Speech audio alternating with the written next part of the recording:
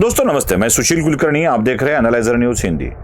मैंने हाल ही में बहुत सारी बातें अजीत पवार और शरद पवार के संबंधों के ऊपर की थी, खास करके मेरे मराठी चैनल पर। मैंने ये कहा था कि अजीत पवार, हिंदी पर भी शायद मैंने ये वीडियो किया था कि अजीत पवार शरद पवार से मिलने बार बार क्यों चले जाते हैं, क्यों ऐसा होता है बार बार, ये सवाल मैंने पूछा था।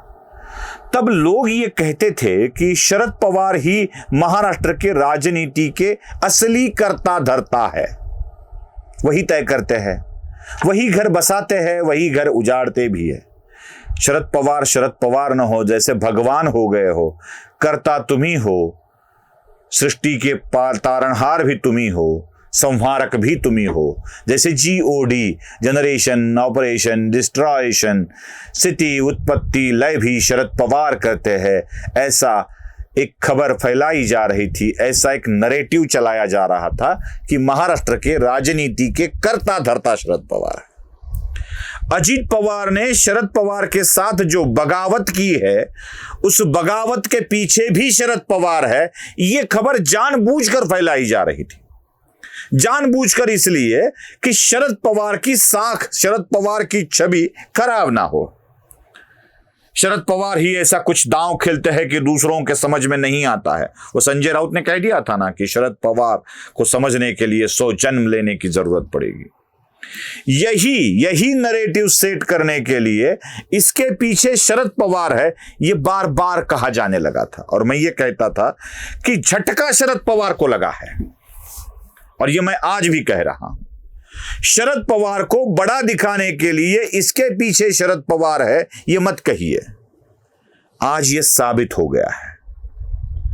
अजीत पवार बार बार शरद पवार से मिलने गए, उनको विनती की कि आप हमारे भगवान हो, आप हमारे कुटुंब के प्रमुख हो, आप ही इस पार्टी के रचयिता हो, ब्रह्मा हो, तो आपको अब हमारा साथ देना चाहिए। हम आपका आदर भी करते हैं। 3-3, 4-4 बार जाकर अजीत पवार शरद पवार से यह बात कह कर आए। शरद पवार अपने पुत्री के मोह में एक बात भी समझ न सके और उन्होंने कह दिया, नहीं नहीं नहीं, बीजेपी के साथ कभी नहीं।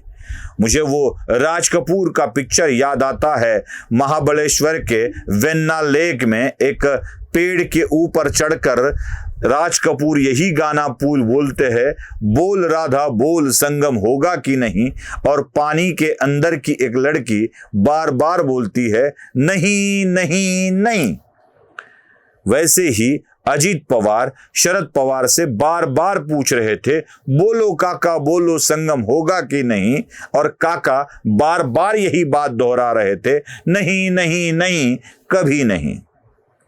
दुनिया को यह लग रहा था कि अजीत पवार शायद संकट में हैं। मैं अब उसी खबर को आपको दिखा रहा हूं। देखिए, नागालैंड की मतलब वो वाली जो शरद पवार को बिना पूछे बीजेपी के साथ सरकार में चले गए, बिना पूछे चले गए। तब भी यह कहा गया था कि शरद पवार की कैसी दोहरी राजनीति है, नागालैंड में सपोर्ट करते हैं, महाराष्ट्र में विरोध करते हैं, ये कैसे चलेगा। शरद पवार कुछ नया ही दाव खेलते हैं, कुछ दाव भी नहीं खेलते हैं। शरद पवार को पता भी नहीं चला कि अपने विधायक कब बीजेपी के साथ चले गए सरकार स्थापन करने के लिए, और फिर ये आके कहने लगे हम बीजेपी के साथ नहीं है, वहां की क्षेत्रीय पार्टी के साथ है, हमारे साथ बीजेपी आ चुकी है। अरे कुछ भी हो, चाहे वो क्या कहते हैं उसे, लौकी चीरने वाले पर गिरे या वो लौकी के ऊपर गिरे, चीरना तो आखिर लौकी को ही होता है। चाकू किस पर भी चले या चाकू पर कोई चढ़े, चीरता कौन है? चीरे तो शरद पवार है, टूटे तो शरद पवार है। शरद पवार को यह पता भी नहीं था कि अपने विधायक जा रहे हैं। अब इन्हीं एनसीपी के विधायकों ने पार्टी के हैसियत से अपना समर्थन अजीत पवार को दे दिया है। उन्होंने कह दिया है कि हम नेशनलिस्ट कांग्रेस पार्टी के विधायक अजीत पवार के साथ है, ना कि शरद पवार के साथ। अब पता चला अजीत पवार क्यों जा रहे थे शरद पवार के पास। वो पार्टी में अपनी छवि को इस तरह से बना रहे थे कि मैं पार्टी को आगे ले जाना चाहता हूं, लेकिन शरद पवार है कि अपने पुत्री के मोह में पार्टी को आगे ले जाना चाहते ही नहीं हैं।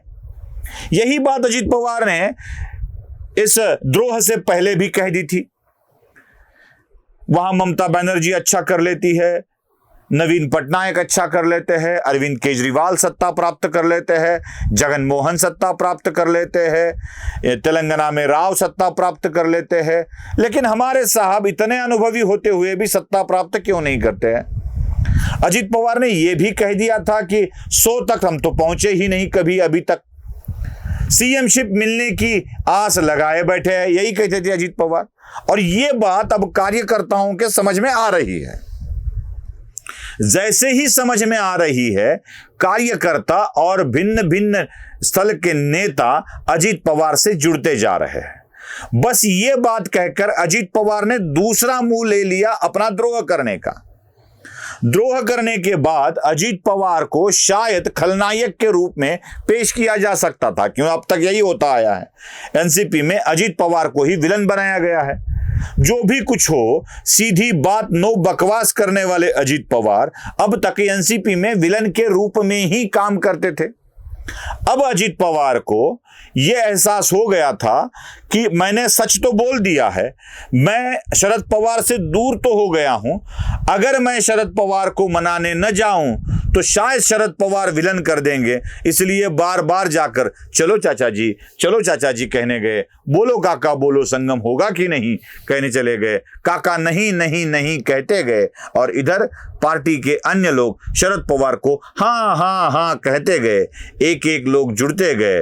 अकेला ही चला था मंजिल की तरफ, मंजिल पास आती गई, कारवां बनता गया। ये कहा था प्रधानमंत्री वित्त मंत्री मनमोहन सिंह ने, जब वो पीवी नरसिम्हा राव के मंत्रिमंडल में वित्त मंत्री थे, तब उन्होंने अपना बजट पेश करते वक्त कहा था, कारवां साथ आता गया, मंजिल पास आती गई, कारवां बनता गया। उसी तरह अजीत पवार भी आगे बढ़ते जा रहे हैं और कारवां बनता जा रहा है। अगर आपको पसंद आया हो तो लाइक, शेयर और सब्सक्राइब जरूर कीजिए। धन्यवाद।